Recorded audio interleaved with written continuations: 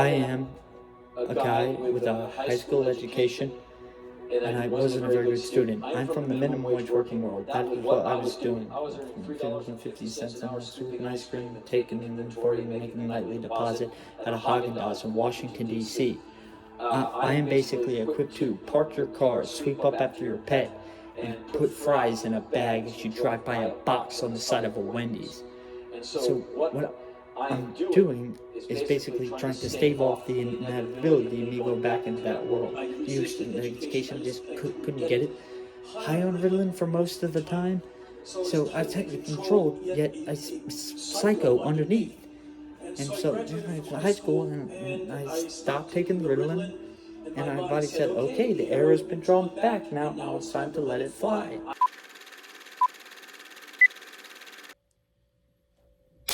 Alright, fellas, so now that my sobriety vlogs are sort of fading a little, I'm still gonna do them. I'm thinking about slowly sort of melding them into, like, self-help advice. You know what I mean? Like, motivational speech style stuff. But this is gonna be more of a rant. And this video is specifically made for people that are trying to get sober, or maybe they're recently sober, maybe they're afraid they're going to relapse again. So there are a few core things you should get into if you want to stay sober. Obviously, one, the program, AA or NA. It works if you work it. Two, spirituality. It doesn't have to be Christian. For me, I'm getting into Orthodox Christianity. You could get into Buddhism, Hinduism, Islam. Spirituality is good. So those two things are good.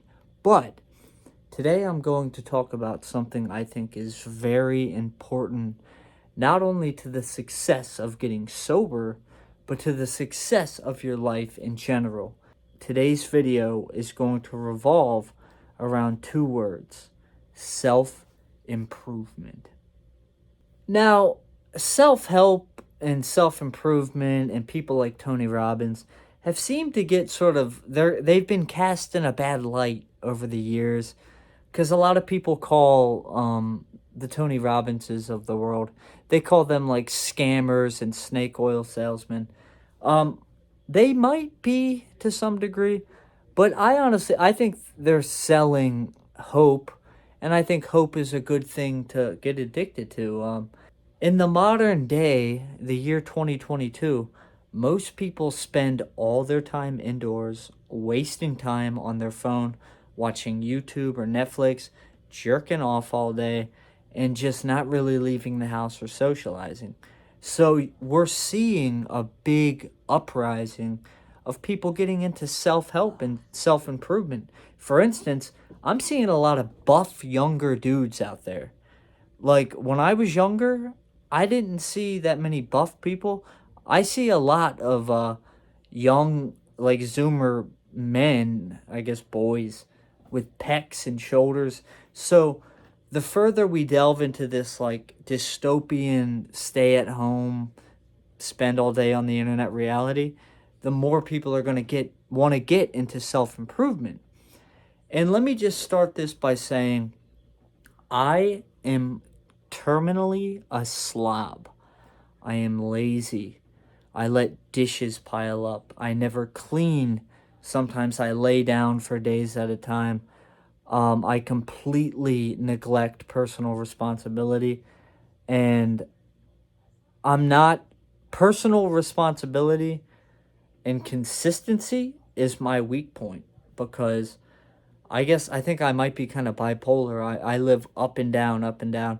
It's hard for me to be responsible, and it's hard for me to adult. And I've said this in videos in the past, but I kind of blame boomers for this. Specifically, like, my parents are boomers, and I know I'm old enough now, I shouldn't be blaming them. And bottom line, I always take responsibility for every problem in my life. I take responsibility, but a part of me is angry that my boomer parents and a lot of my friends' boomer parents didn't teach them, like, self-discipline and working hard to achieve goals and exercising and getting up early and making plans and all this stuff that's really important that they also didn't teach us in school. Like when I was younger, like my parents did all the dishes, they cooked everything. They didn't make us clean. We didn't do yard work. We didn't have to take care of a dog. We didn't have to do anything. And I'm like, dude, that kind of like primed me to be a slob in my later years. But so my early 20s, I was slobbish. I had no direction. I was going to college, but I knew I was going to fail. I didn't have any real ambitions besides being a singer-songwriter. So, like, it wasn't until 2016. Let me, real quick, little side detour. Let me tell you how I got into self-improvement. So when I lived in New York City, I was in a band with this old French guy named JP. And we would hang out at his house and practice and write songs together. And one day he got on YouTube and he showed me a video of Henry Rollins. I don't know if you know who Henry Rollins is. He was the lead singer of Black Flag in Rollins band. And he's sort of become kind of a motivational speaker, kind of cult of personality type. He goes around the world and does these talking, spoken word shows. Well, my friend JP got on YouTube and he showed me a video of Henry Rollins doing this spoken word thing. And he was telling a story about how he was going to open for Iggy Pop. And if you're unfamiliar with Iggy Pop was a punk icon. And he was known for being so just charismatic and animalistic on stage. People have described when you see Iggy Pop on stage, he's kind of like a wild animal and he's not aware of how he does it, but Iggy Pop is insane. He jumps off of amps. He gives it his all every show. And Henry Rollins was saying, I have to open for Iggy Pop. So I want to beat him. I want to I want to outperform Iggy Pop. Because they have no idea that I have this whole thing that I've got to annihilate Iggy Pop. So Henry Rollins starts talking about how he was going to the gym every day and doing cardio and he was eating healthy and he was preparing for this show he was going to do with Iggy Pop. I'm going to the gym. I'm eating every day on a schedule. I now have a food itinerary. At 2:15 p.m., I will take in 43 grams of lean carbohydrates, 74 grams of lean protein, 2% sugar, 1% fat. I will drink 1.5 liters of unsaturated, unchlorinated water. And he had to get in shape to do it. And it was a really funny story because regardless of how in shape he got, when he went and did the show with Iggy Pop still blew him out of the water.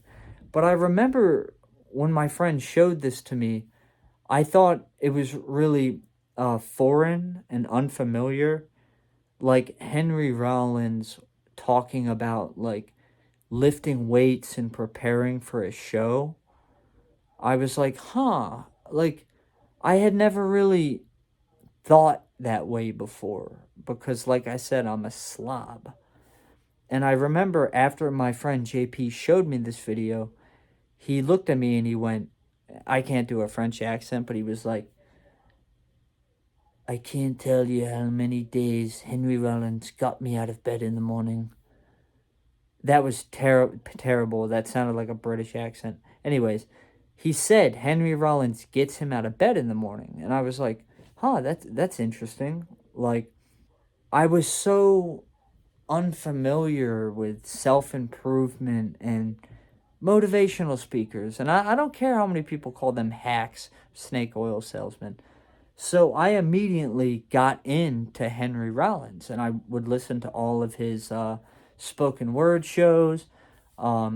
Anytime I ever feel undisciplined and unmotivated, I'll watch the Henry Rollins episode on Joe Rogan's podcast.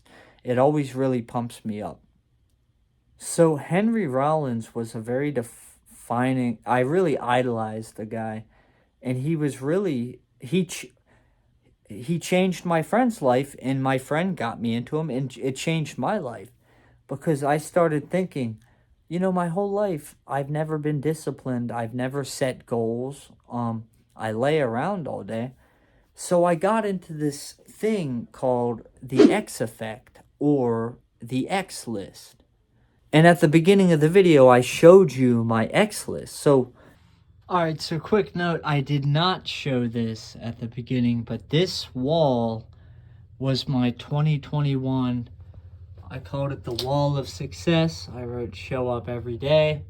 Here's an example of like my morning X list. Sunday, Monday, it's every day of the week. And this was my morning routine. Pray, go to an NA meeting. I don't remember what MM and ME are.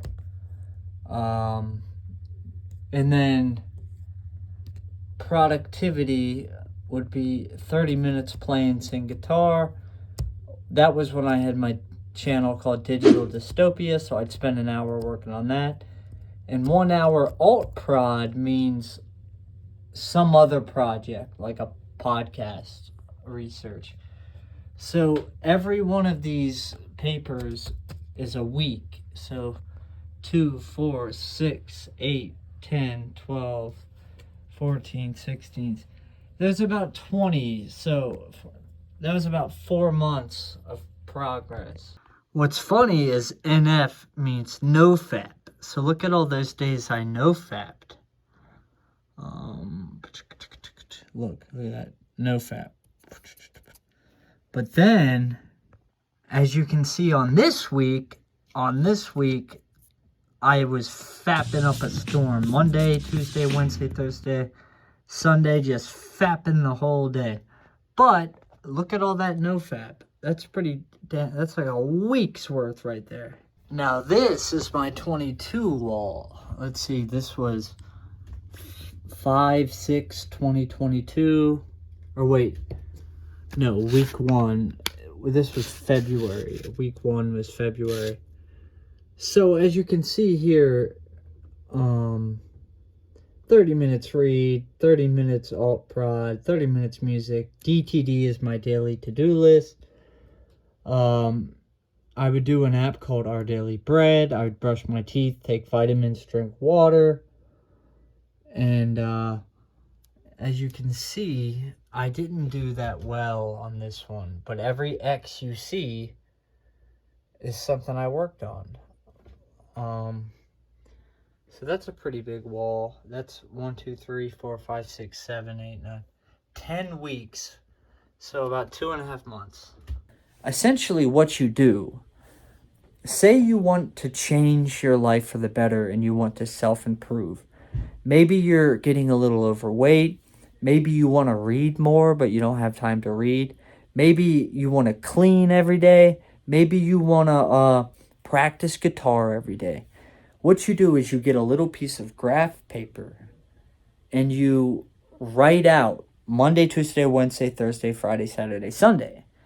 And you write down, like, you start small, but you write down a couple things you want to do every day. Like jog, read for 20 minutes, clean, practice guitar. Maybe that'll take an hour a day to do all of that. And once you do it, you exit off the list. So I got into doing that in 2016. And prior to that, anytime I recorded an album, I did it like in the most undisciplined way. If I felt motivated, I would record. And a lot of my songs sounded crappy because I didn't have like a set schedule. So I started working on an album and I would dedicate an hour a day to this. And I would jog every morning. And I was trying to cut out bad habits. Because they say, I think it takes 60 days to form a habit and 90 days to form a lifelong habit. So if you can't get motivated to read every day or practice guitar, the X effect list is almost like sacred. Like when you do the thing and you walk up and you exit off, you feel proud, and it really kind of what's the word? It kind of reinforces the fact that every day you have to do these things. And it's a good idea to start small, but that's my number one self-improvement thing to do. Um, I've gotten it to the point where I have my X list is like edit YouTube videos for 2 hours, research for the podcast for an hour, practice music for an hour, read for an hour. I've had it so that my whole day is being productive, um, which is a very rewarding feeling. And if you out there, I don't know you, if you have never gotten into self improvement, your first time is always the best time. Say you've been a slob your whole life, and say you start going on Reddit and you follow our self improvement and get motivated and all these subreddits. It's very rewarding, and you finally feel like you can take back control of your life when you get into self improvement. And the older I get, the more I believe that laziness and hedonism and procrastination is more of like an American culture thing, because I know a few Asian people. Specifically, I know this one Asian girl. And as we all know, Asian parents are very strict. I don't think they hug their kids. They don't show their kids a lot of love. And they kind of like put their kids through like a sweatshop style childhood where they, you know what I mean? Like every Asian knows how to play piano. Like when I worked at a nursing home years ago, we had this guy that would come in every week and play piano. And one day at the last minute, he called and said he couldn't come, but we still needed a pianist. So I remember we looked at this Asian guy that worked there and we were like, come on, man. Like, we both know you play the piano. And he was like, yeah, I play the piano. And he filled in because all Asians play piano, because Asian people are taught discipline at a young age. The Asian girl that I know eats only green, leafy, healthy food, exercises 4 times a week just for health, not even to like have a good physique. They schedule their lives really well. And if you've been a drug addict or a hedonist or an irresponsible person, to finally take charge of your life and start, really achieving your goals is such a rewarding feeling, and it beats instant gratification. Instant gratification is like getting high. When you get high, it costs money. You get a drug, you do it, you feel better. There's no work goes into it. It's just a cheap cheating crutch that gives you instant euphoria. But when you wake up every day and jog and start exercising and working and reading, you start to get really proud of yourself. And I mentioned Price's Law before. Price's Law argues that when you begin to have things, you begin to get more. So when you start being successful, it kind of snowballs upward, and in a good way. So now that I've got that out of the way, let me tell you about the first time I got into self improvement. I think it was 2016 or 2017, and I started doing my X list. And I was addicted to drugs at that time. And I remember I would wake up, and I still get this. I call it the morning fear. It's like when you wake up, you get this immediate adrenaline, anxiety, and pain in your chest. I guess because you have to face another day or whatever. And I called it the morning fear. And in order to beat that, I constructed an idea. I was reading about cold showers at the time and how, when you jump into a cold shower, it really wakes you up and it also makes you feel like a beast. So it makes you feel like you can conquer the world. What I started doing is the moment I would wake up, I would start to feel the morning fear and I would run to the shower and just jump in and turn it on. So, literally seconds after I woke up, I was under freezing cold, November water with cold pipes and all that. And I would run in the morning and I would get back and I would do yoga and then I would lift weights and then I would do research and then I would read and then I'd work on music and then blah, blah, blah, blah, blah.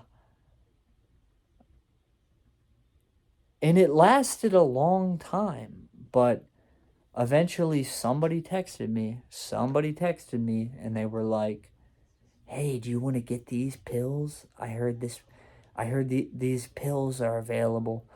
And it ruined it. I immediately went back to using like an idiot, like I always do.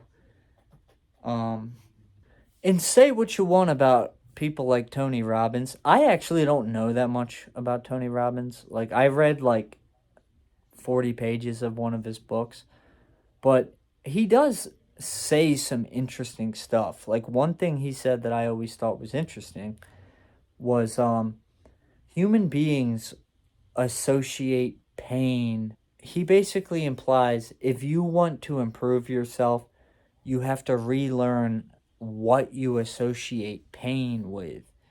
For instance, if you're a little overweight and you wake up early in the morning and you have to go on a jog, everything in your body is telling you to just go back to sleep, don't go on a job because it's uncomfortable. Jogging is uncomfortable. So the human mind thinks, oh, that's pain. Jogging is pain. Even though it'll help me, it's pain. And one thing that Robbins talks about is how we need to shift how we associate pain, um, and change it to start associating pain with being a loser or being a failure. Like, um, say you want to be a YouTuber or a podcaster, and you just can't find the motivation to edit videos or work on videos because you think editing is painful because it's tedious, strenuous work. Well, what you should do is say, well, if I don't work on it, I'll never succeed. And that is more painful than grinding every day. You know what I mean? So it's hard to do that because the human brain is filled, we're emotional beings, and it's really hard to, a lot of it's very logical to think, oh, if I run every day I'll lose weight, but there's something in human beings that just makes us not want to help ourselves. And I know I've said this before in other videos, but my goal in life, I don't want to be rich. And I mean it. I don't want to be rich. I don't want to be famous.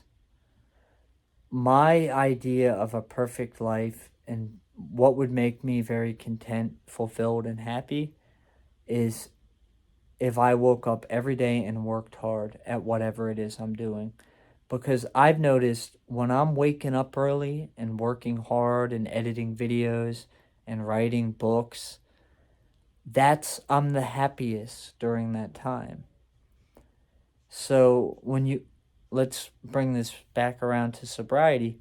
When you get sober and you get through the physical withdrawal and then maybe you get through some of the pause and you start feeling normal, you really should look into self-improvement and maybe start jogging or learn to structure your life or write out a plan. In one of my old videos from like a couple weeks ago, I wrote out a short-term plan, a mid-term plan, and a long-term plan. And my long-term plan is to work for myself, making money, doing something creative. I don't care. I don't need to be rich. I just want to work for myself and make art or whatever or entertain people. So I have a plan, and now I'm trying to get back into my X list and my self-improvement. So I know this is a long video, and to be honest, I didn't make it really funny or entertaining. Some days I'm just not in the mood and it's hard to write jokes. So I don't know what I'm going to title this. If you want to get sober, get into self-improvement. That's what I'll call it. All right, fellas, have a good day.